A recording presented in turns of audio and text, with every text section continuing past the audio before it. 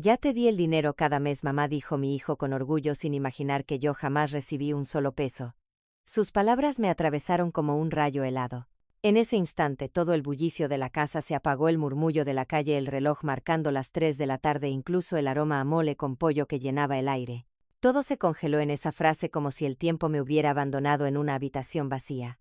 Yo lo miré con incredulidad. Ese muchacho, al que había criado sola después de la muerte de su padre, el mismo que juraba que jamás me dejaría desamparada, se sentaba frente a mí con un traje de miles de pesos, convencido de ser un buen hijo, convencido de que me mantenía, con 7,000 mensuales. Si de verdad ese dinero hubiera llegado, yo no habría estado contando centavos en el mercado ni aceptando la caridad de la parroquia de San José para llenar mi alacena. Sentí un nudo en la garganta y respondí con la voz temblorosa: hijo, la iglesia me está ayudando a sobrevivir. La sonrisa orgullosa se borró de su rostro como si acabara de escuchar una blasfemia. La escena parecía sacada de una película cruel. A mi lado Samantha, mi nuera, entraba con paso calculado. Su vestido blanco relucía bajo la luz de la tarde y su abrazo mecánico todavía me pesaba en los hombros. Ella evitaba mirarme, pero en sus ojos oscuros brillaba un destello de nerviosismo. Yo lo sentí, algo no cuadraba. Recordé cómo había preparado cada detalle para este Día de las Madres. Mis manos arrugadas habían picado cebollas desde temprano, molido especias en el molcajete, todo para preparar el platillo favorito de Ricardo desde que era niño: mole con pollo. El mismo que su padre le servía en cumpleaños y fiestas familiares. El aroma debía haberle traído recuerdos, pero ahora, sentado en el sillón que alguna vez perteneció a su padre, Ricardo parecía un extraño, un hombre endurecido por el dinero y la desconfianza. ¿Cómo que la iglesia?, me preguntó con voz grave, esa voz que usaba en la empresa cuando reprendía a sus empleados. Sí, hijo. Si no fuera por la despensa de las hermanas, muchas veces no tendría ni aceite para freír un huevo. El silencio cayó como una losa. Yo podía escuchar el latido de mi propio corazón. Samantha apretaba el ramo de flores que había traído, flores caras pero tan frías como su sonrisa. Lo más irónico era que en ese momento la puerta se abrió y apareció la hermana Carmen, como cada martes y viernes, cargando una bolsa con arroz, frijoles y un par de latas. El olor del atún barato se mezcló con el perfume caro de Samantha. Aquella escena era una pintura grotesca de la verdad, la caridad de la iglesia contra el supuesto dinero que nunca me llegó. Buenas tardes, Alicia, saludó la hermana Carmen. Aquí está la despensa de la semana. No olvides que mañana hay reunión para la colecta. Ricardo la miró con los ojos abiertos de par en par. Samantha bajó la vista, y por primera vez la vi perder esa máscara de seguridad. ¿Qué significa esto?, rugió mi hijo. Yo respiré hondo. Había llegado la hora de enfrentar la realidad. Significa, Ricardo, que nunca recibí ese dinero del que hablas. Samantha jamás me dio nada. Las manos de mi nuera comenzaron a temblar. Buscó excusas, tartamudeó, dijo que seguramente yo me confundía, que quizá olvidaba las visitas. Pero mi memoria era clara como el agua. Yo podía recordar con detalle cada martes en que hacía fila en la iglesia, cada vez que contaba monedas para pagar el recibo de la luz. No había lugar para la confusión. La sala entera se volvió un tribunal. Ricardo, con su celular en mano, comenzó a revisar las transferencias. Una a una 8 operaciones bancarias aparecieron en la pantalla. 7,000 pesos. Cada mes durante 8 meses, supuestamente a mi cuenta. El color de su rostro cambió cuando leyó el nombre completo del beneficiario: Samantha Rodríguez de Méndez. No hubo gritos al principio. Solo un silencio helado que me cortaba la respiración. Samantha intentó recuperar su papel de esposa ejemplar, diciendo que todo era un malentendido, que había guardado el dinero para darme una sorpresa. Pero yo sabía la verdad. Había visto cómo sus vestidos cambiaban cada mes, cómo presumía joyas nuevas, cómo había aparecido con un carro último modelo diciendo que eran ahorros de su trabajo en la boutique. El aire en la sala se volvió irrespirable. Yo me sentía entre la rabia y la tristeza, entre la humillación y la dignidad herida. Allí, en mi propia casa, donde había criado a Ricardo, donde había cuidado a mi esposo hasta el último aliento, me descubrían como la mujer engañada, la madre traicionada. Sin embargo, en medio de esa tormenta, algo en mí se mantuvo firme. No solté lágrimas. No me derrumbé. Sabía que esa era apenas la primera batalla en una guerra mucho más grande. Y mientras veía a Samantha sostener la perilla de la puerta como si quisiera huir, mientras escuchaba el crujido de los billetes, que nunca llegaron a mis manos, comprendí una verdad dolorosa: no era solo cuestión de dinero. Era cuestión de respeto, de amor, de lealtad. Mi hijo había querido regalarme seguridad. En cambio, me había regalado la certeza de que su matrimonio estaba construido sobre mentiras. Y yo, que había soportado todo en silencio, decidí que ese día marcaría el inicio de algo diferente. Porque a partir de ese momento ya no sería la madre agradecida por las migajas. Sería la mujer que pondría las cartas sobre la mesa, que descubriría la verdad hasta el final, aunque esa verdad destrozara la familia que había levantado con mis propias manos. Ese día de las madres, entre mole, flores y despensas, comenzó mi verdadera historia. La casa donde me encontraba no era un simple edificio de ladrillos y madera, era un testigo silencioso de 63 años de mi vida. Allí había recibido a Ricardo en brazos cuando apenas era un niño inquieto. Allí celebramos su graduación de primaria con un pastel improvisado. Allí lloré la muerte de su padre en aquel sillón ahora ocupado por él con aires de empresario.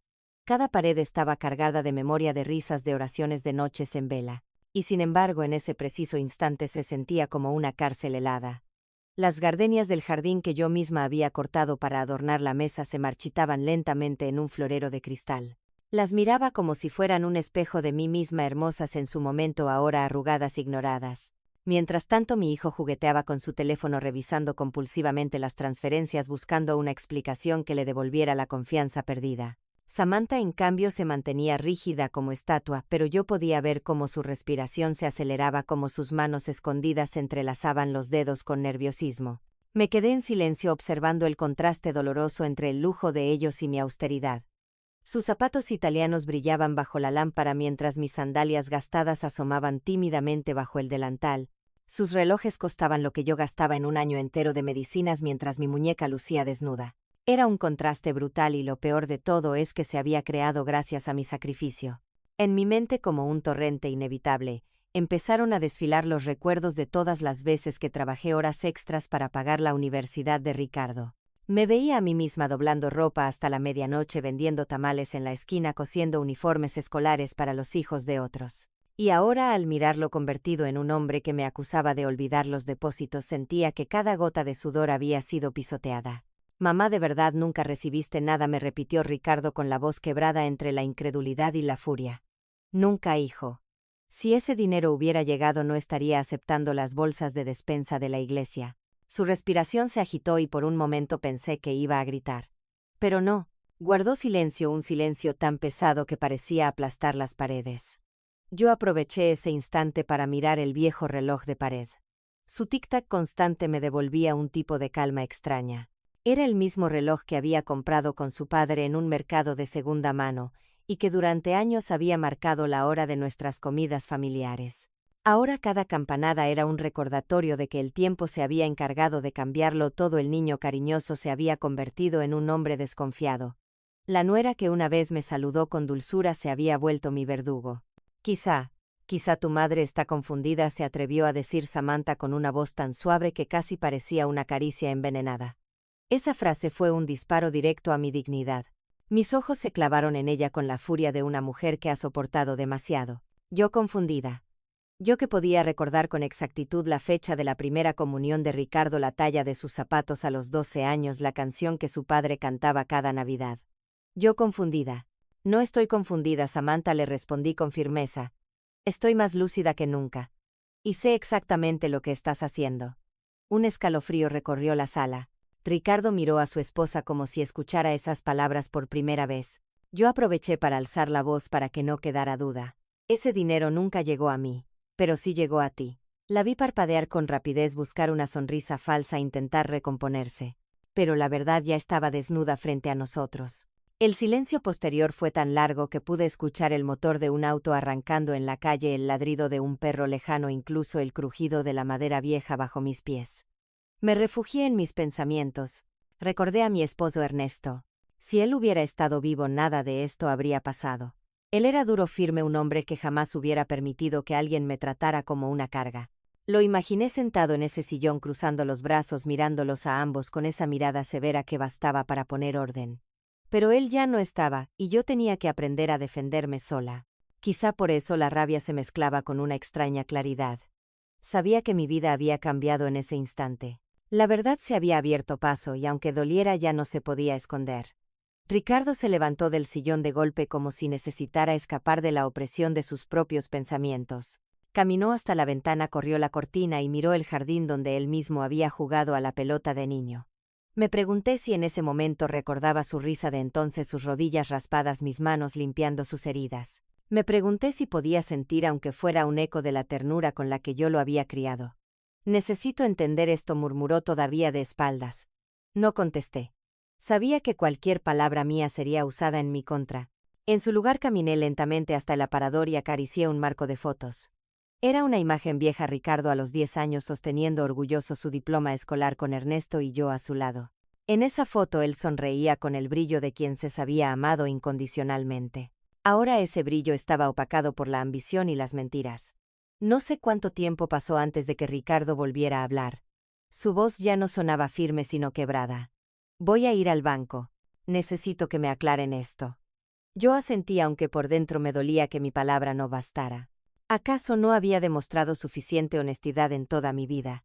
¿Acaso no merecía ser creída de inmediato? Samantha lo siguió con la mirada pálida, con la mandíbula apretada.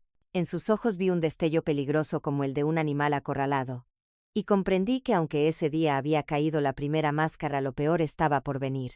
Porque detrás de esos 7,000 pesos no solo se escondía un robo, se escondía un plan mucho más oscuro. Ese día de las madres, entre las gardenias marchitas y el mole enfriándose en la mesa, entendí que la guerra apenas comenzaba. Cuando la puerta se cerró detrás de Ricardo y Samantha, la sala quedó en un silencio casi sagrado. Me dejé caer en la mecedora de siempre, esa que cruje en cada movimiento, pero que ha soportado el peso de mis desvelos, mis llantos y también mis esperanzas. Cerré los ojos, y como un torrente imposible de detener vinieron a mí los recuerdos de todos los sacrificios que me habían traído hasta aquí. Vi a la joven de 20 años que fui corriendo entre el humo de las fábricas con las manos enrojecidas de tanto fregar. Recordé la primera vez que me puse un delantal ajeno para limpiar una casa rica del barrio norte. Me prometí que no me importaba la humillación, que lo único esencial era que Ricardo tuviera zapatos nuevos para su primer día de clases. Esa promesa me acompañó 40 años. Cada madrugada, cuando el resto del vecindario dormía, yo me levantaba a preparar frijoles y café de olla. Dejaba un plato caliente para Ricardo antes de que saliera a la escuela. Nunca se lo dije, pero más de una vez me quedé sin comer para que él pudiera llevar un lonche digno. El estómago vacío lo compensaba con la sonrisa de mi hijo al regresar y decirme: mamá, todos envidian mi torta de jamón. Con el tiempo los sacrificios se hicieron más grandes. Trabajé fines de semana enteros para pagarle los cursos de inglés, convencida de que así tendría un futuro mejor. Vendí la cadena de oro que me había regalado Ernesto en nuestro 10º aniversario solo para comprarle una computadora usada en la preparatoria. Cuando me dolía la espalda de tanto trapear, recordaba que cada gota de sudor era un ladrillo en el edificio de la vida de mi hijo. No fue solo dinero. Fue mi juventud, mis sueños. Muchas veces amigas me invitaban a salir a distraerme. Yo respondía siempre lo mismo. No puedo, tengo que trabajar, Ricardo necesita libros nuevos. Y en secreto lloraba porque a mis 30 y tantos aún quería bailar, aún quería enamorarme de nuevo. Pero el amor que elegí fue otro, el amor por mi hijo. Recuerdo el día de su graduación universitaria. Llevaba un traje alquilado y flores baratas, pero mi corazón estallaba de orgullo. Él caminó hacia mí con el título en la mano y me dijo: todo esto es gracias a ti, mamá. Lo abracé tan fuerte que sentí que todo valía la pena. Esas palabras me dieron fuerzas durante años. Pagamos juntos su boda con Samantha. Bueno, pagamos es un decir, la realidad es que la mayor parte salió de mis ahorros. Vendí mi viejo coche, ese Volkswagen que me había acompañado casi 20 años, para darle el anticipo al salón. Todavía recuerdo el olor a gasolina en mis manos el día que lo entregué y cómo las lágrimas se mezclaban con la gratitud que pensé que nunca se extinguiría. Pero la gratitud se fue desvaneciendo, reemplazada por una distancia inexplicable. Ricardo se convirtió en un hombre de negocios, siempre ocupado, siempre con una llamada importante que atender. Samantha desde el primer día me miró como si yo fuera una intrusa en su vida perfecta. Poco a poco dejaron de visitarme con la misma frecuencia, y cada vez que aparecían era para pedirme algo: cuidar la casa, prestar dinero, atender un favor. Yo aceptaba sin protestar. Una madre aguanta todo, me repetía. Una madre sabe que sus manos están hechas para sostener, no para recibir. Pero la verdad es que mientras pasaban los años mis manos se agrietaban y mi corazón se iba llenando de silencios. Las cuentas no mienten. Si juntara cada peso que invertí en Ricardo, sumaría cientos de miles. No solo dinero en efectivo, también el valor de las oportunidades que dejé pasar. Renuncié a comprarme un terreno pequeño en las afueras. Renuncié a jubilarme tranquila. Renuncié a cualquier lujo personal. Todo para que él brillara. Y ahora me encontraba sola defendiendo mi dignidad frente a la mentira de los 7,000 pesos mensuales. Qué ironía, yo había entregado millones en esfuerzo invisible, y ellos me cuestionaban si recordaba bien o no. Las lágrimas comenzaron a rodar por mis mejillas, pero no eran de tristeza, eran de rabia. Rabia por cada madrugada de frío esperando el autobús rumbo al trabajo. Rabia por cada fiesta familiar a la que no asistí porque estaba trabajando. Rabia por cada vez que me tragué una humillación de mis patrones recordándome que todo era por Ricardo. Esa rabia, sin embargo, se transformó en algo más claridad. Comprendí que mis sacrificios habían sido reales, sí, pero también que había permitido que se convirtieran en una cadena. Yo misma había alimentado esa dinámica de dar sin medida y recibir apenas migajas de cariño. Mientras la mecedora se balanceaba suavemente, juré que esa etapa había terminado. Yo ya había cumplido mi papel de madre sacrificada. Lo que venía ahora sería distinto. No sabía aún qué camino tomar, pero tenía la certeza de que no volvería a permitir que nadie, ni siquiera Ricardo, me tratara como a una mujer confundida, inútil o dependiente. Respiré hondo. El aire olía a mole recalentado, a flores que empezaban a marchitarse, a polvo de una casa que había visto demasiado. Y en ese aroma reconocí la mezcla de pasado y futuro, la memoria de todo lo que fui y la promesa de lo que aún podía ser. Esa noche, mientras cerraba con llave la puerta principal, supe que los recuerdos de mis sacrificios ya no serían solo un peso doloroso. Serían mi fuerza, porque lo que había soportado durante décadas me daba derecho a exigir respeto. Y aunque mi hijo no lo entendiera todavía, yo estaba lista para recordárselo aunque me costara la última gota de energía. Los días siguientes al descubrimiento de las transferencias no fueron de calma, sino de un silencio envenenado. Ricardo dejó de visitarme con la excusa de que estaba muy ocupado en la empresa. Yo sabía que en realidad se estaba escondiendo, incapaz de mirarme a los ojos después de haber defendido a Samantha tanto tiempo, incapaz de aceptar que su esposa podía haberme robado. Ese vacío en la casa, ese timbre que ya no sonaba a las 3 de la tarde como un reloj suizo, me recordaba que algo se había roto entre nosotros. Pero la verdad es que las grietas ya estaban allí mucho antes.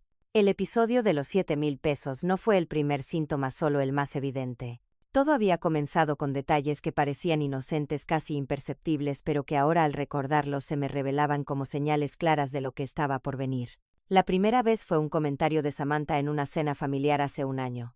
Yo había preparado tamales, mi especialidad, los mismos que siempre se agotaban en las fiestas del barrio.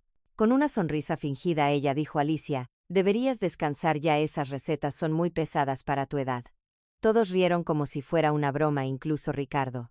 Yo también sonreí para no parecer susceptible, pero por dentro sentí un pinchazo de humillación. Otra tarde, cuando le mostré a Ricardo el sobre con mis ahorros, apenas 20,000 pesos guardados durante años, él me dijo: Mamá, no deberías manejar tanto dinero en efectivo, podrías confundirte y perderlo. Mejor déjalo en una cuenta a nombre de Samantha, ella es más organizada. Yo me negué con suavidad, diciendo que me sentía más tranquila con el dinero en mi ropero. No insistió mucho, pero en sus ojos vi una sombra de decepción. Al poco tiempo empezaron las sugerencias sobre la casa. Este barrio ya no es seguro para una mujer mayor viviendo sola, decía Ricardo. Podrías vender la propiedad y mudarte con nosotros. Así estarías cuidada. Yo sabía que en su superficie esas palabras sonaban protectoras, pero la insistencia de Samantha revelaba otro interés. Ella hablaba de redecorar, de modernizar, de hacer espacio para una piscina. Mi hogar de 60 años se había convertido en un capricho inmobiliario. El colmo llegó un domingo. Estábamos en el comedor y Ricardo me miró fijamente. Mamá, ¿segura que recuerdas pagar la luz a tiempo? El mes pasado casi la cortan. Yo me quedé helada. Era cierto que había pedido ayuda a mi vecino Joaquín para cubrir el recibo, pero no por descuido, sino porque simplemente no tenía dinero suficiente. Sin embargo, en la boca de mi hijo sonó como si mi memoria estuviera fallando, como si yo ya no fuera capaz de manejar ni lo más básico. Ahora entendía el patrón. Poco a poco, entre bromas y consejos disfrazados, habían intentado convencerme de que yo era una mujer frágil, despistada, incapaz. Era la estrategia perfecta: sembrar dudas sobre mi capacidad mental para justificar cualquier decisión futura. Y lo peor era que yo lo había dejado pasar por miedo a perder la armonía, por ese instinto de madre que siempre prefiere callar antes que crear conflicto. Esa pasividad había sido mi error más grande, porque en el silencio, Samantha fue ganando terreno. Con cada gesto, con cada palabra me arrebataba algo: el respeto de mi hijo, la seguridad de mi casa, incluso la imagen que los vecinos tenían de mí. Una vez escuché a la señora Martínez murmurar que yo ya no estaba en mis 5 sentidos. Comprendí entonces que la campaña de Samantha no se limitaba a mi hogar, sino que había empezado a corroer mi reputación en la comunidad. El recuerdo más doloroso fue el cumpleaños de mi nieta. Llegué con un pastel que había horneado desde la madrugada. Samantha me recibió en la puerta con una sonrisa incómoda. «Ay, Alicia, qué lindo detalle. Pero ya compramos uno de pastelería. Mejor guardamos el tuyo para otro día». Me senté en una esquina viendo cómo todos cantaban alrededor de un pastel que yo no había hecho. Mi nieta me abrazó después y me susurró: «Gracias, abuela, me gustan más los tuyos». Esa fue la única caricia verdadera de la tarde. Mientras recordaba todo esto en la soledad de mi sala, entendí que la historia de los 7,000 pesos era apenas la punta del iceberg. La verdadera traición había comenzado mucho antes, en esas grietas invisibles que yo no quise ver. Me habían ido quitando mi lugar en la familia poco a poco, como quien apaga una vela hasta que solo queda humo. Me levanté de la mecedora y caminé hacia el espejo del pasillo. La mujer que vi reflejada no era débil ni confundida. Era una mujer de 63 años que había trabajado toda la vida, que había criado sola a un hijo y que tenía memoria suficiente para recordar cada ofensa recibida. Ese día me juré algo en silencio: nunca más permitiría que mi silencio se convirtiera en complicidad. Las grietas estaban a la vista, pero yo aún tenía fuerzas para levantar muros nuevos. Y en lo profundo de mi corazón supe que la verdadera batalla apenas estaba empezando. La noche siguiente apenas pude dormir. El recuerdo de la voz de mi hijo repitiendo: «Ya te di el dinero», cada mes me perseguía como un eco cruel. Me levanté antes del amanecer y caminé por la casa tocando los muebles viejos, repasando las grietas de las paredes, respirando el olor a humedad mezclado con gardenias. Todo me parecía más frágil, como si las cosas mismas hubieran entendido que mi mundo estaba tambaleando. El lunes temprano sonó el teléfono. Era Ricardo. Su tono fue frío, casi administrativo. «Mamá, voy a pasar por la tarde. Tenemos que hablar de los depósitos». «Está bien, hijo. Aquí te espero». Colgué y mis manos temblaban. Yo sabía que no venía solo. Samantha estaría a su lado, como siempre, manejando los hilos. Y no me equivoqué. A las 3 de la tarde exactas el timbre sonó. Abrí la puerta, y allí estaban, impecables, como si fueran a una cita de negocios. Ricardo entró con un portafolio de cuero. Samantha llevaba una carpeta en la mano y un gesto de seguridad que me hizo sentir como una acusada en un tribunal. Se sentaron frente a mí en la sala. «Mamá», comenzó Ricardo. «Estuve en el banco. Confirmaron todas las transferencias, 8 depósitos de 7,000 pesos cada uno, todos a nombre de…». Miró los papeles y vaciló un segundo. Samantha intervino rápido: «A nombre de la señora Alicia Méndez. Así está registrado». Yo la observé fijamente. «No, Samantha. Ese no es mi número de cuenta. Tú lo sabes». Ella sonrió con una calma venenosa. «Quizá lo olvidaste, Alicia. Los mayores suelen confundirse con tantas claves y números». Esa frase me atravesó más que cualquier insulto. Era la estrategia que venían preparando: pintarme como una mujer senil incapaz de manejar mis propios asuntos. «No estoy confundida», repliqué con firmeza. «Mi cuenta es la misma de siempre. La abrí hace 20 años en la sucursal de la esquina. Allí apenas tengo 300 pesos». Ricardo me miró con una mezcla de duda y cansancio. «Mamá, no quiero pelear. Solo quiero entender». «Entonces entiende esto», dije levantando la voz. «Jamás recibí un solo peso de esos depósitos». El silencio fue cortado por Samantha, que abrió su carpeta y sacó unos recibos impresos. «Aquí están las constancias de entrega. Cada mes pasé por aquí, hablamos un rato y te dejé el sobre en la cocina». Me indigné.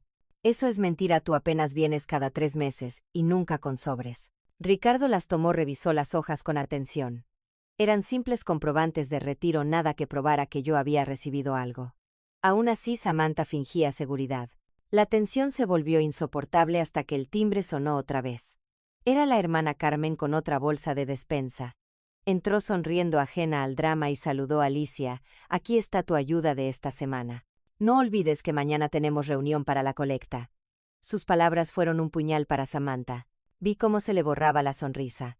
Ricardo también palideció. Esa bolsa de arroz y frijoles era la prueba viviente de que yo no estaba recibiendo ningún dinero. La hermana Carmen se despidió sin notar nada extraño. Cuando la puerta se cerró, la sala quedó cargada de electricidad. Ricardo se volvió hacia Samantha con una mirada que no le había visto nunca, dura, peligrosa. «¿Qué está pasando aquí?», Samantha preguntó con voz grave. Ella titubeó, se levantó y empezó a caminar hacia la puerta.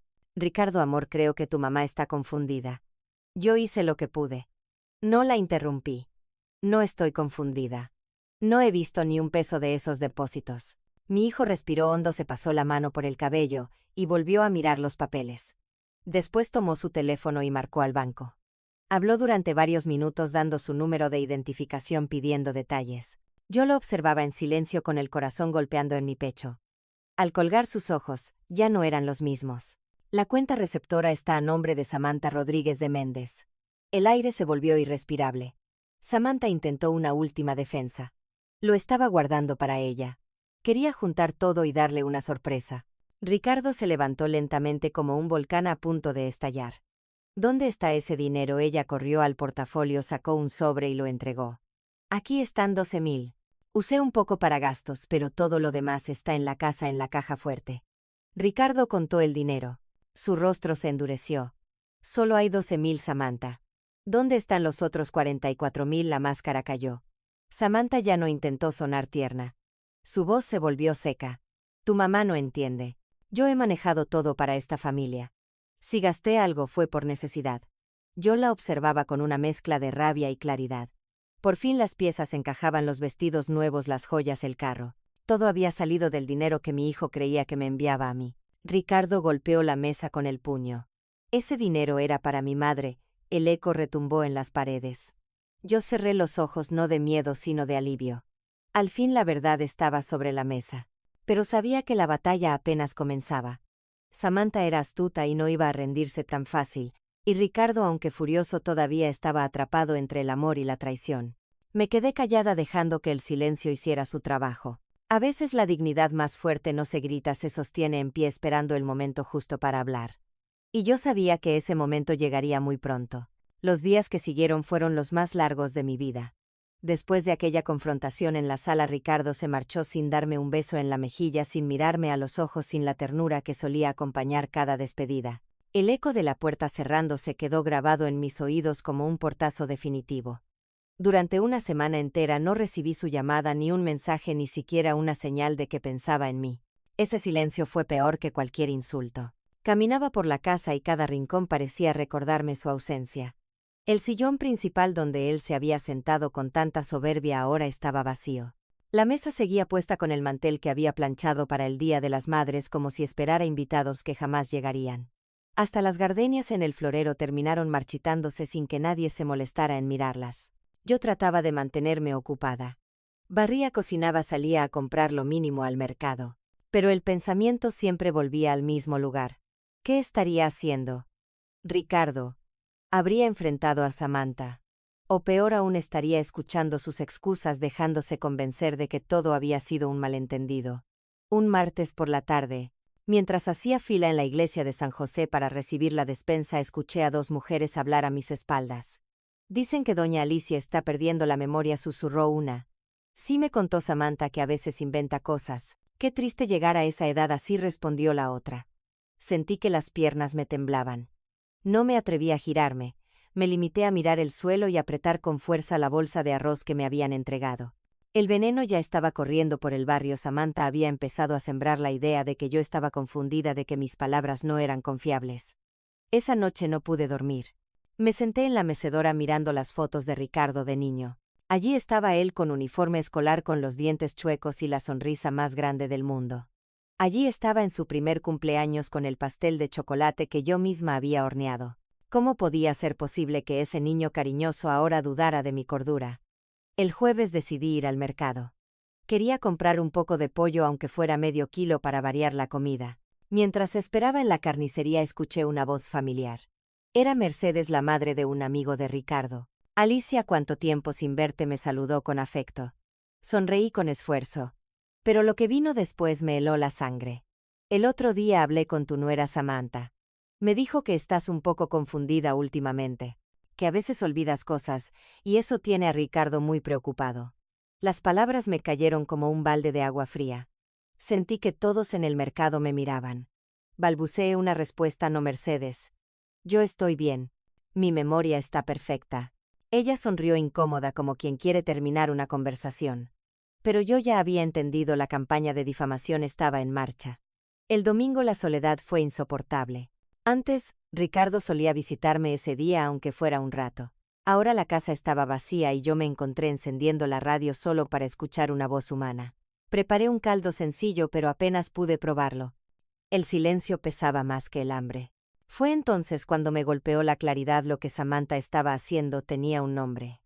Lo había escuchado en la radio alguna vez: gaslighting, manipulación psicológica. Te hacen dudar de tu propia memoria, de tu percepción, hasta que pareces loca frente a los demás. Y lo peor era que estaba funcionando. Decidí escribir un diario. Cada día anotaba lo que hacía, las visitas, las compras, hasta los recibos que pagaba.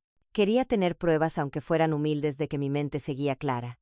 Cada palabra escrita era un acto de resistencia, una manera de no dejar que me borraran. El lunes siguiente, mientras regaba las plantas, vi a Samantha detenerse frente a mi casa. Llevaba ropa nueva, un bolso brillante y esa sonrisa que nunca llegaba a sus ojos. Tocó la puerta con suavidad y dijo: Alicia, vine a hablar contigo. La dejé entrar más por curiosidad que por cortesía. Se sentó en la sala, cruzó las piernas y sacó un sobre de su bolso. Aquí tienes 2,000 pesos. Es parte del dinero que te debo. Lo puso sobre la mesa como si fuera una limosna. Yo lo miré sin tocarlo. También quiero disculparme. Sé que cometí errores, pero quiero que tengamos una buena relación. Por Ricardo. Su tono era dulce, pero sus ojos decían otra cosa. Era una amenaza disfrazada. Si yo no aceptaba, perdería a mi hijo para siempre. La observé en silencio. Y en ese instante comprendí algo. Ella no había ganado todavía, pero tampoco había perdido. Estábamos en medio de una guerra y cada gesto, cada palabra era un movimiento calculado. Guardé el sobre con el dinero sin agradecer. No porque me sintiera en deuda, sino porque sabía que ese billete sería una prueba más, un testimonio de la manipulación.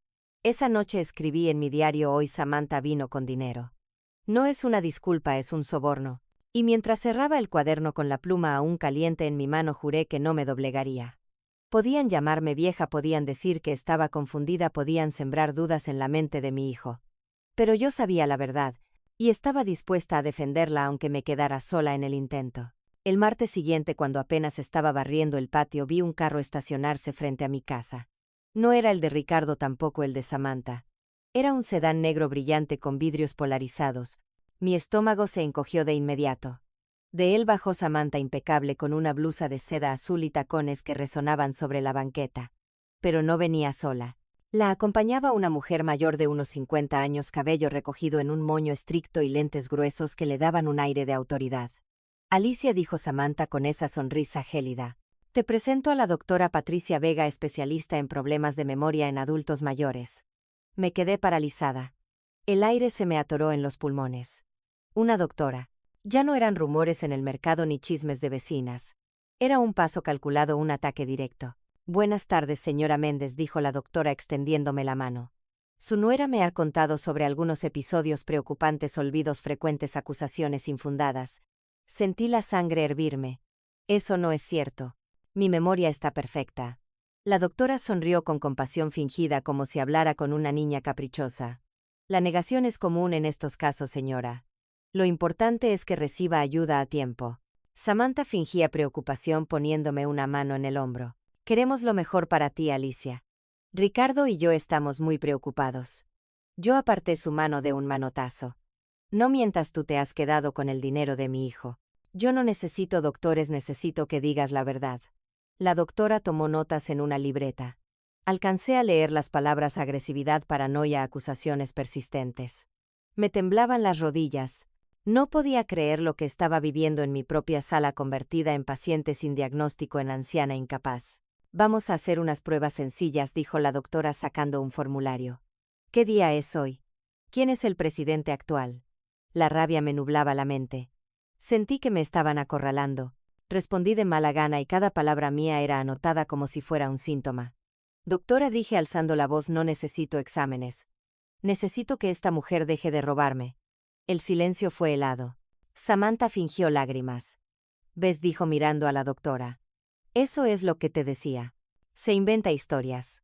Yo me levanté de golpe señalando la puerta. Fuera de mi casa. Las dos. La doctora cerró su libreta con calma. Señora Méndez, lo que veo confirma mis sospechas. Recomiendo estudios más profundos. Le enviaré un reporte a su familia. Sentí que el piso se hundía bajo mis pies. Ese reporte podía ser usado para declararme incapaz, para arrebatarme mi casa, mis cuentas, mi dignidad. Cuando se marcharon, cerré la puerta con llave y me apoyé contra ella con el corazón golpeando en mi pecho. Las lágrimas corrían por mis mejillas, pero eran de rabia, no de tristeza. Esa noche no pude pegar los ojos. Caminé por cada habitación repasando los objetos que daban testimonio de mi vida: el costurero de mi madre, la foto de boda con Ernesto, el reloj que nunca dejaba de marcar las horas. Me di cuenta de que todo eso podía desaparecer con una simple firma de un juez, con el testimonio falso de Samantha, con el reporte de esa doctora.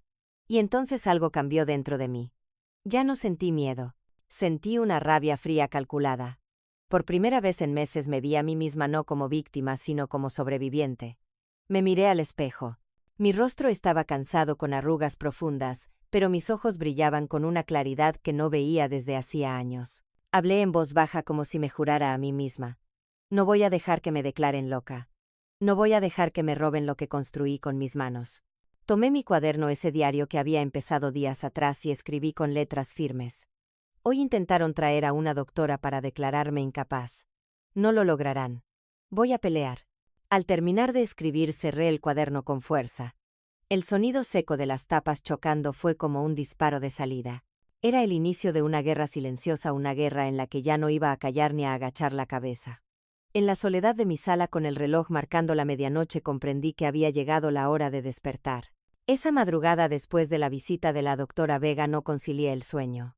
Di vueltas en la cama como una niña con fiebre, mirando al techo y escuchando cada crujido de la madera como si fueran pasos de un enemigo invisible. Sentía que me habían declarado una guerra silenciosa y yo seguía desarmada. Me levanté, encendí la luz tenue de la sala y recorrí la casa con calma. Cada objeto parecía hablarme. El costurero de mi madre, que todavía guardaba agujas oxidadas.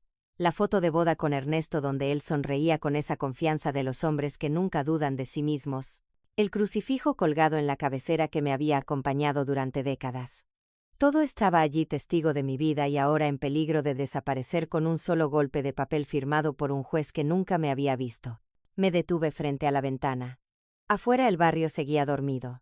Un perro ladraba a lo lejos y el viento arrastraba hojas secas.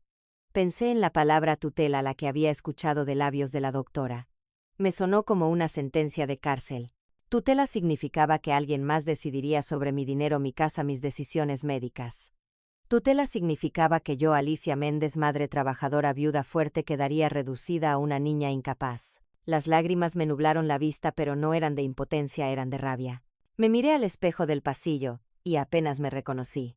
Vi a una mujer con el cabello encanecido, la piel surcada de arrugas, pero también vi en sus ojos una chispa que había estado dormida. Ese brillo era el mismo que me sostenía cuando trabajaba doble turno para que Ricardo pudiera estudiar en la universidad. Era el mismo que me empujaba a caminar kilómetros con una bolsa de tamales al hombro para venderlos y pagar la renta. De pronto lo entendí: lo que me estaban arrebatando no era el dinero, era mi historia. Samantha quería borrar a la mujer que había sobrevivido a todo para pintarme como una anciana confundida. Y yo no se lo iba a permitir. Me serví un café negro fuerte y me senté con mi cuaderno. Empecé a escribir con detalle cada cosa que recordaba: fechas de depósitos, visitas de Samantha, conversaciones escuchadas. El bolígrafo corría como si tuviera vida propia. Anotaba incluso el clima del día, los nombres de las vecinas que podían testificar, los recibos de la iglesia. No iba a dejar espacio a la duda. Si querían pruebas, yo les daría un archivo entero. Al amanecer, con los ojos rojos y las manos cansadas, me preparé un pan con mantequilla. Mientras lo comía, sentí algo nuevo: determinación. Ya no era solo una madre dolida. Era una mujer que había decidido pelear. Esa mañana salí a caminar. El sol apenas asomaba y el aire fresco me devolvía fuerzas. Pasé frente a la panadería de don Julián, quien me saludó con afecto. Pensé en preguntarle si podía dar testimonio de mis idas semanales, pero decidí esperar. Aún no era el momento de mostrar mis cartas. De regreso a casa me detuve frente al retrato de Ricardo en su graduación. Me quedé mirando esa sonrisa inocente. Sus palabras de aquel día regresaron como un eco. Todo esto es gracias a ti, mamá. Cerré los ojos y lo abracé en mi mente. Sí, todo era gracias a mí. Y ahora él estaba a punto de arrebatarme mi dignidad por defender a una mujer ambiciosa. Esa contradicción me desgarraba. Amaba a mi hijo con cada fibra de mi ser, pero también lo culpaba por su ceguera. Sin embargo, comprendí que no podía depender de que él abriera los ojos. Tenía que abrirlos yo y actuar. Por la tarde me senté en el jardín a podar las plantas. Mis manos se mancharon de tierra y ese contacto con la raíz me dio serenidad. La tierra me recordaba que yo era parte de algo más grande que había sembrado y cosechado toda mi vida. Quizás ahora me tocaba cosechar respeto. Al caer la noche encendí una vela frente al crucifijo. Recé no para pedir ayuda, sino para pedir claridad. Y sentí que la respuesta estaba dentro de mí. Debía dejar de esperar milagros y empezar a crear los míos. Me miré otra vez en el espejo y esta vez la voz que escuché no fue de reproche ni de miedo. Fue firme, segura. No voy a rendirme. El fuego estaba encendido. El martes siguiente, mientras preparaba un té de manzanilla para calmar mis nervios, sonó el teléfono. Un número desconocido apareció en la pantalla. Dudé unos segundos antes de contestar, pero algo dentro de mí me dijo que debía hacerlo. Señora Alicia Méndez, preguntó una voz masculina formal al otro lado. Sí, soy yo. Mi nombre es Roberto Castillo, soy contador. Trabajo para su hijo Ricardo en la empresa. Necesito hablar con usted de algo muy importante. ¿Podría recibirme esta tarde? El corazón me dio un vuelco. ¿Está bien mi hijo?, pregunté alarmada. Sí, señora, él está bien. Pero lo que tengo que mostrarle le concierne directamente a usted. A las 5 en punto, un hombre de unos 40 años tocó a mi puerta. Vestía un traje gris sencillo y llevaba una carpeta gruesa bajo el brazo. Su mirada transmitía seriedad, pero también una especie de compasión contenida. Lo invité a pasar y nos sentamos en la sala. Abrió la carpeta sobre la mesa. Dentro había estados de cuenta, copias de transferencias y reportes detallados. Yo apenas entendía todos esos números, pero podía ver claramente el nombre que se repetía en cada documento: Samantha Rodríguez de Méndez. Su hijo me pidió que revisara las transferencias que supuestamente le hacía a usted, explicó el contador. Él comenzó a sospechar después de la discusión que tuvieron el Día de las Madres. Señaló una hoja donde estaban impresas 8 transferencias consecutivas de 7,000 pesos cada una. El dinero sí salió de la cuenta de Ricardo. Pero nunca llegó a su cuenta, señora. Todas las operaciones fueron dirigidas a una cuenta a nombre de su nuera. Yo asentí con amargura. Eso ya lo sabía. Lo descubrimos aquí mismo en mi sala. Roberto pasó la página y su rostro se volvió más serio. Lo que no sabían es lo que ella hizo después. Cada vez que el dinero llegaba a su cuenta, Samantha lo transfería inmediatamente a otra cuenta secreta en un banco distinto solo a su nombre. Me mostró una lista de compras registradas en esa cuenta. Ropa de diseñador, joyas, tratamientos de belleza, incluso boletos de avión. Pero lo que más me heló la sangre fue un contrato de arrendamiento. Este apartamento en el centro está a nombre de Samantha. Lleva meses pagando la renta con ese dinero. Un apartamento, susurré sintiendo que el suelo se movía bajo mis pies. Sí, señora. Y no es todo. Encontré que también ha estado usando la tarjeta corporativa de su hijo para gastos personales. En total ha desviado casi 200,000 pesos en los últimos 2 años. Me llevé las manos al rostro. Era demasiado para asimilarlo. ¿Ricardo sabe todo esto?, pregunté con un hilo de voz. No, todavía no. Terminé la investigación anoche. Pero tengo cita con él mañana por la mañana. Lo miré con los ojos llenos de lágrimas. Entonces mi hijo ha estado defendiendo a una mujer que no solo me robó a mí, sino también a él. El contador asintió con seriedad. Es duro, pero tiene derecho a saberlo. Y usted tiene derecho a protegerse. Lo acompañé a la puerta con las piernas temblorosas. Cuando se fue me quedé sola con la carpeta en mis manos. Sentí que pesaba toneladas. Cada hoja era una puñalada a mis recuerdos, a la ilusión de familia que había sostenido durante años. Esa noche no pude dormir. Caminaba de un lado a otro leyendo una y otra vez los documentos. Veía el monto total, los detalles de cada compra, las transferencias rápidas, las firmas digitales. Era como si un velo se hubiera levantado y por primera vez pudiera ver la verdadera magnitud de la traición. Recordé el día de la boda de Ricardo y Samantha. Yo había llorado de emoción al verla entrar con su vestido blanco, creyendo que ella sería la mujer que lo acompañaría con amor y respeto. Había pagado parte de esa boda, incluso vendí algunas alhajas heredadas de mi madre para ayudar con los gastos. Y ahora descubría que esa misma mujer había planeado un futuro sin Ricardo, financiado con su propio dinero. Me acerqué al retrato de Ernesto, mi esposo, que colgaba en la pared. Sus ojos severos parecían mirarme desde el más allá. ¿Qué harías tú en mi lugar?, le pregunté en voz baja. El silencio fue la única respuesta, pero dentro de mí algo se encendió. No podía quedarme quieta. Tenía que estar lista para lo que vendría después de que Ricardo conociera la verdad. Abrí mi cuaderno y escribí: hoy descubrí que no soy la única víctima. Samantha ha estado robando a Ricardo también. Tal vez este sea el inicio de la justicia. Al día siguiente, poco antes del mediodía, escuché un carro frenar bruscamente frente a mi casa. Miré por la ventana y vi a Ricardo bajando apresurado con la misma carpeta en las manos. Su rostro estaba desencajado, sus ojos rojos como si hubiera llorado toda la noche. Golpeó la puerta con fuerza. Cuando abrí, se lanzó a mis brazos como un niño asustado. Mamá, perdóname. Tenías razón en todo. Sus palabras fueron un bálsamo y una herida al mismo tiempo. Lo hice pasar y nos sentamos en la sala. Me contó que había visto cada documento con el contador, que había leído la carta de Samantha en la que confesaba indirectamente su traición y anunciaba que pedía el divorcio. Mamá, me dijo con la voz rota, me ha estado robando durante años. No solo a ti, también a mí. Y ahora se fue con otro hombre. Lo abracé fuerte, acariciando su cabello como cuando era niño. Sentí como sus lágrimas empapaban mi hombro. Y en medio de ese abrazo entendí que la verdad, aunque dolorosa, al fin había salido a la luz.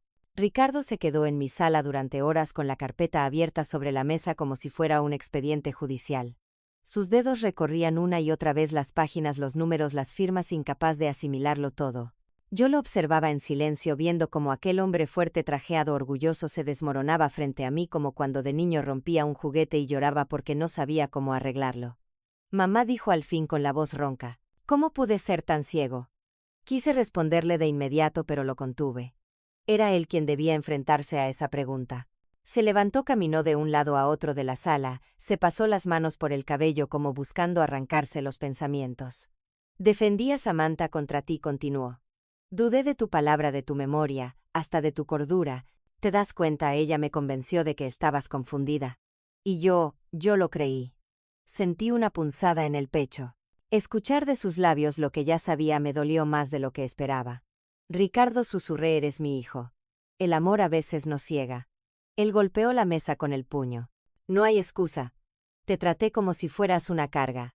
Mientras ella gastaba mi dinero en ropa y en un apartamento para su amante. Me estremecí al escucharlo. Un amante, sí, mamá. El contador encontró mensajes, contratos de arrendamiento. El apartamento no era solo para ella. Estaba con otro hombre desde hace meses. El silencio cayó como un manto pesado. Lo miré y vi en sus ojos no solo la rabia, sino la humillación. Ese orgullo que siempre había llevado como armadura estaba destrozado. Hijo, le dije tomando sus manos. No tienes que cargar solo con esta vergüenza. Ella te engañó como me engañó a mí. No eres culpable de su ambición. Ricardo se dejó caer en el sillón y rompió a llorar. Su llanto era profundo, gutural, como el de alguien que se da cuenta de que ha perdido no solo dinero sino la ilusión de una vida entera. Yo lo abracé, acariciando su espalda como hacía cuando tenía pesadillas de niño. Entre sollozos murmuró. Te fallé, mamá. Dudé de ti. Te expuse a la burla de los vecinos, dejé que pensaran que estabas perdiendo la cabeza. Mis ojos también se humedecieron, pero me obligué a mantenerme firme. Ricardo, escúchame bien. Yo ya te perdoné. Desde el momento en que tocaste esta puerta con la verdad en las manos te perdoné. Él me miró incrédulo. Así de simple. No es simple. Las heridas están ahí. Pero eres mi hijo, y aunque tu amor se haya desviado, yo no puedo negar el mío. Respiró hondo tratando de calmarse. Mamá, te prometo que voy a devolverte cada peso que Samantha te robó. Voy a cubrir tus gastos médicos, voy a asegurarme de que nunca te falte nada. Lo interrumpí con suavidad. El dinero no es lo más importante. Me miró sorprendido como si no entendiera. Entonces, ¿qué es lo más importante? Lo miré fijamente a los ojos. Que aprendas de esto. Que nunca vuelvas a dudar de las personas que te aman de verdad. Que entiendas que una esposa puede mentir, pero la voz de una madre no se inventa. Se quedó en silencio procesando mis palabras. Vi cómo poco a poco recuperaba algo de serenidad. Mamá, dijo al fin, necesito hacerte una pregunta. ¿Puedes volver a confiar en mí? Fue como una daga en el corazón. Ricardo, la confianza no se recupera de un día para otro, pero sí se construye de nuevo paso a paso. Él asintió con lágrimas aún en los ojos. Haré lo que sea necesario. Iré con la doctora Vega y le exigiré que retire ese reporte. Recuperaré todo lo que Samantha me robó. Y hizo una pausa. Si quieres podemos ir a vivir juntos. No quiero dejarte sola nunca más.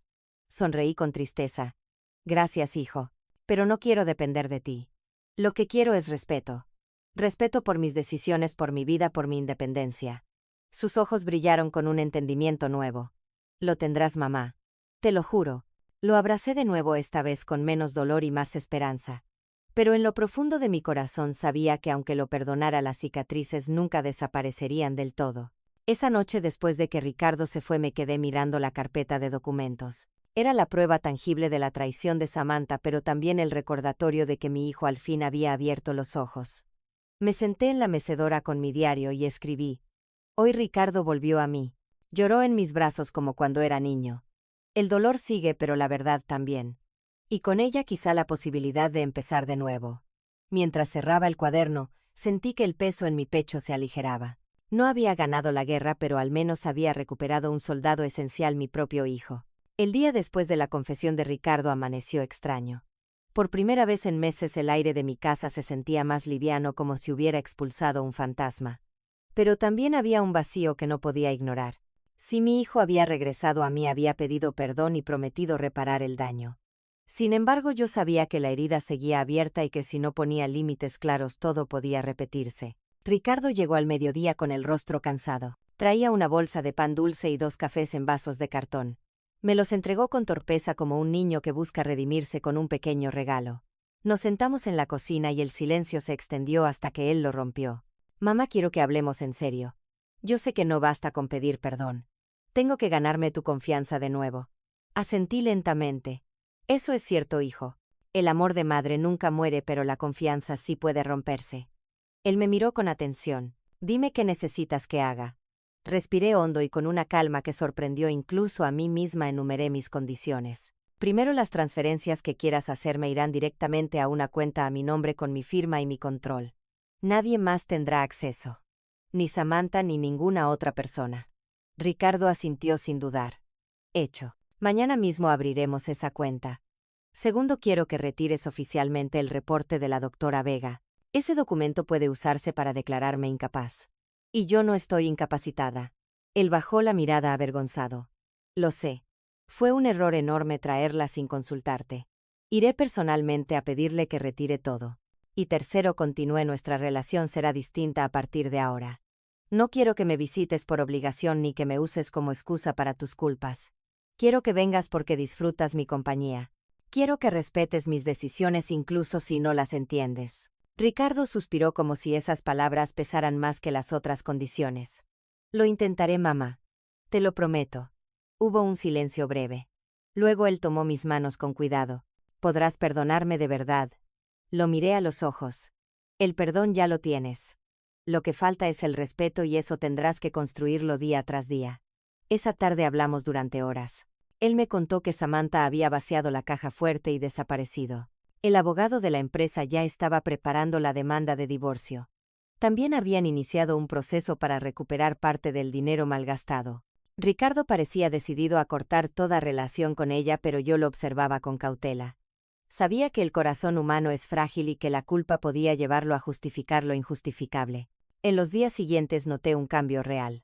Ricardo venía los domingos con bolsas de mercado, pero no para imponerme nada, sino para cocinar juntos. Lavaba los platos conmigo, barría el patio, incluso reparó una fuga en la cocina. Pequeños gestos que parecían decir: estoy aquí no como el hijo millonario, sino como el niño que cuidaste. Los vecinos también comenzaron a cambiar su actitud. La señora Martínez, la misma que había repetido los rumores de Samantha, vino una tarde con un pastel y se disculpó. Perdóname, Alicia. Me dejé llevar por lo que escuché. Tú siempre has sido una mujer clara y fuerte. Acepté sus palabras con una sonrisa, aunque en el fondo me dolía saber que mi reputación había sido manchada tan fácilmente. Poco a poco fui entendiendo que no bastaba con recuperar a mi hijo. Tenía que recuperarme a mí misma. Empecé a levantarme más temprano, a caminar por el barrio con la frente en alto, a volver a la iglesia no solo por la despensa, sino para ayudar como voluntaria. Me di cuenta de que había pasado demasiado tiempo esperando recibir cuando yo siempre había sido capaz de dar. Un domingo después de comer, Ricardo me propuso algo inesperado. Mamá, ¿quieres venir a vivir conmigo? La casa es grande y está muy vacía ahora. Lo miré con ternura, pero también con firmeza. Gracias, hijo, pero no. Esta es mi casa. Aquí viví con tu padre, aquí creciste tú. Aquí aprendí a resistir. No voy a abandonarla. Él se quedó callado, comprendiendo. Entonces déjame al menos ayudarte a mantenerla. Eso sí lo acepto, respondí sonriendo. pero bajo mis reglas.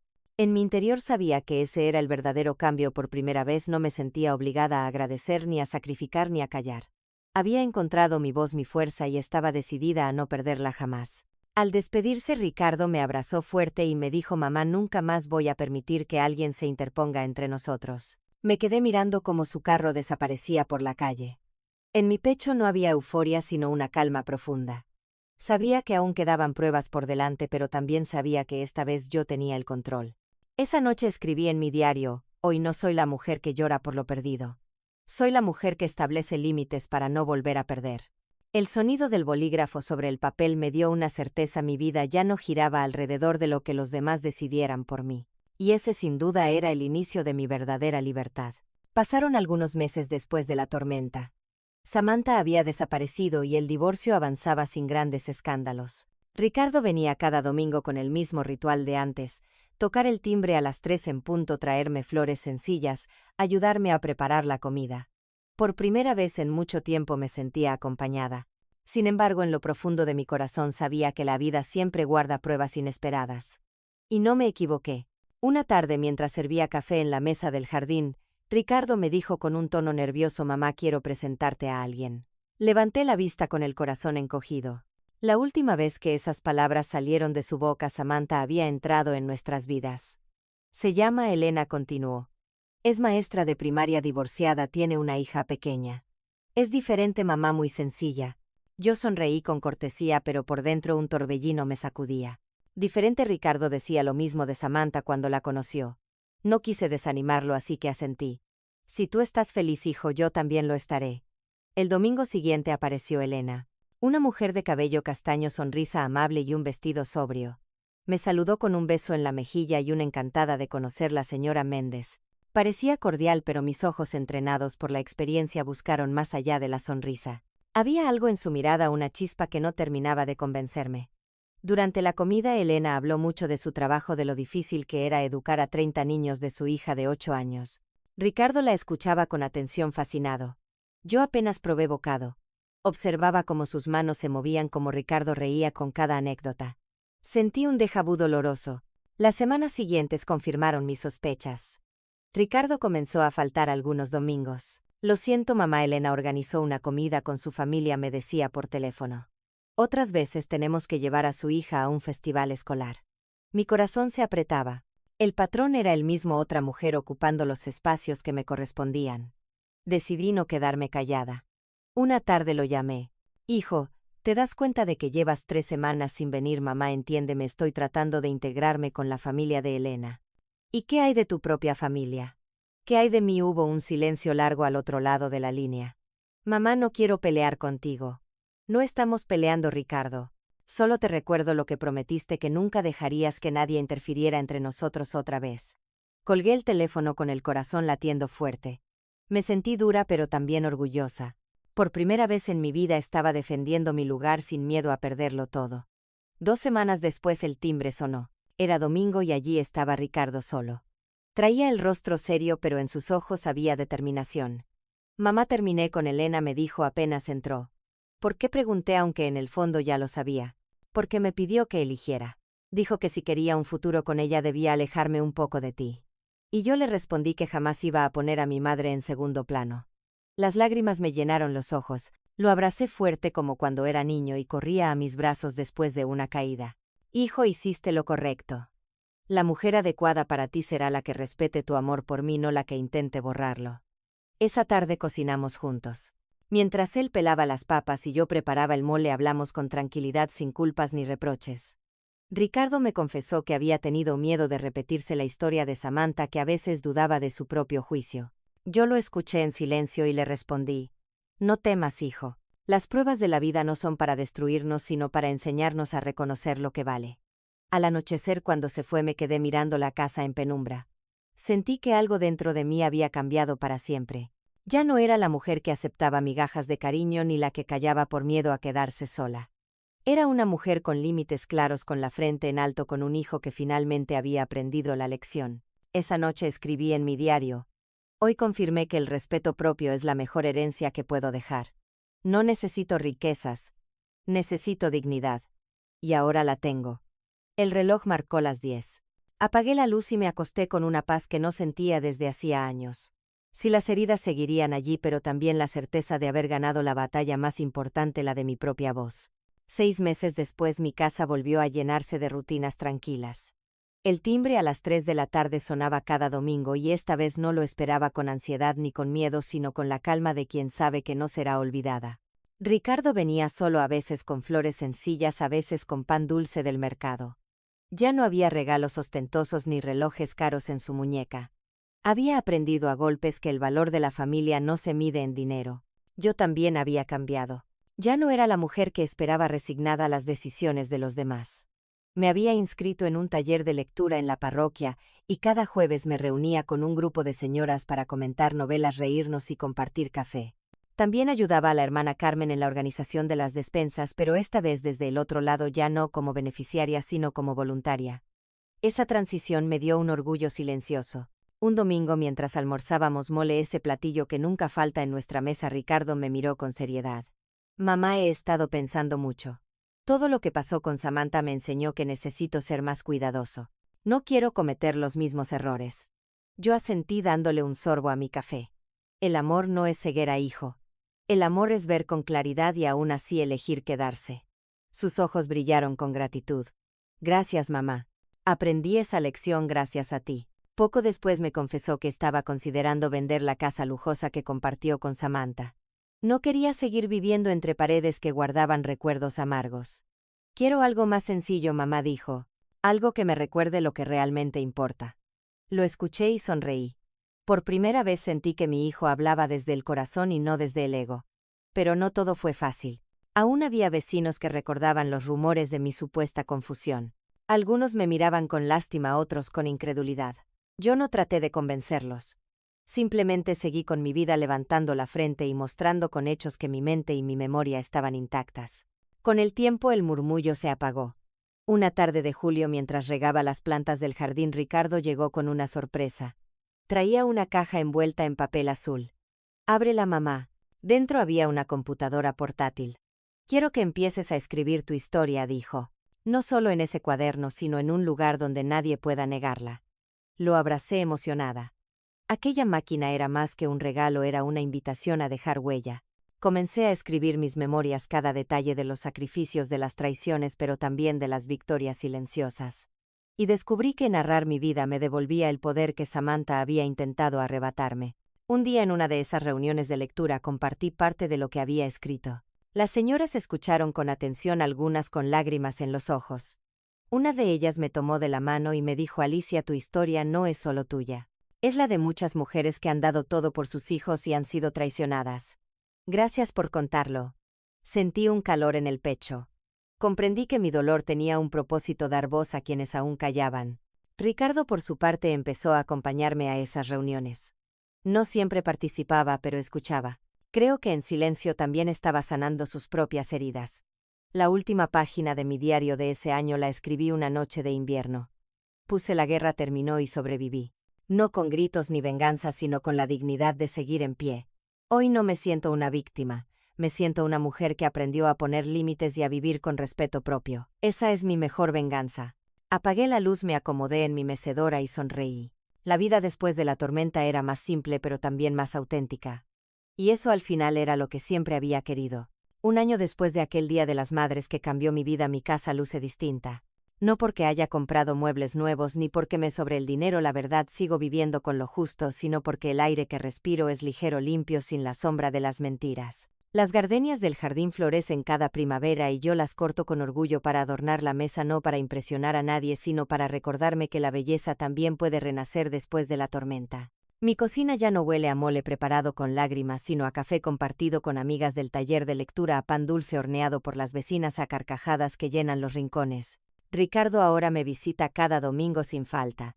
No llega con regalos lujosos ni trajes impecables. Llega en jeans, con la camisa arremangada y una sonrisa honesta. Se sienta a mi lado, me ayuda a pelar papas y juntos recordamos anécdotas de cuando era niño. A veces, al verlo tan sencillo, me pregunto si al fin volvió a ser aquel hijo que corría descalzo en el patio feliz con una pelota de trapo. La comunidad también cambió. Donde antes había murmullos de que yo estaba confundida, ahora hay respeto. La hermana Carmen me presenta como ejemplo de fortaleza en las reuniones de la iglesia. Algunas mujeres mayores se me acercan para contarme sus propios problemas con hijos ingratos o nueras interesadas. Yo las escucho y les digo lo que aprendí a fuerza de golpes. El silencio nunca nos protege. La dignidad empieza cuando dejamos de callar. He convertido mi diario en algo más grande. Con la ayuda de la computadora que me regaló Ricardo, empecé a escribir mis memorias completas. No son solo páginas para mí. Quiero que un día otras mujeres las lean y sepan que no están solas. El contador Castillo me sugirió incluso publicarlas en un pequeño libro comunitario. No sé si llegue tan lejos, pero la idea me hace sonreír. Ricardo sigue reconstruyendo su vida. Ya no busca mujeres que quieran borrarme de su historia. Ha entendido que quien no respete la relación con su madre no merece compartir su futuro. Hace poco me confesó que está feliz solo concentrado en su trabajo y en recuperar la confianza en sí mismo. Lo escuché y sentí alivio. No necesito verlo casado para saber que está bien. Necesito verlo íntegro con el corazón limpio. Una tarde mientras paseábamos por el parque me preguntó: mamá, después de todo lo que pasaste, ¿qué te queda? Lo miré y respondí sin titubear: me queda lo más valioso, el respeto propio. Y eso no lo cambio por nada. El sol caía en el horizonte pintando el cielo de naranja. Ricardo me tomó de la mano como cuando era niño. En su gesto no había lástima ni culpa, solo amor sincero. Hoy, al escribir estas líneas, sé que mi historia no terminó con la traición de Samantha ni con el arrepentimiento de mi hijo. Mi historia continúa cada día que me levanto, preparo café y agradezco por estar viva. Continúa en cada mujer que me escucha y se inspira a defender su dignidad. Ya no vivo para ser la madre sacrificada ni la viuda resignada. Vivo para mí. Para leer, para escribir, para caminar entre mis plantas, para reír con mis amigas, para ver crecer a mi nieta cuando Ricardo la tenga algún día. Si Samantha creyó que me derrotaría al robar mi dinero, se equivocó. Mi verdadera riqueza no estaba en esos billetes, sino en la fuerza que descubrí dentro de mí. Ella se fue con sus lujos vacíos, y yo me quedé con lo que nadie puede arrebatarme: mi paz. Cierro este capítulo con una certeza que me acompaña como un mantra: desde hoy vivo para mí. Y esa es la mejor venganza.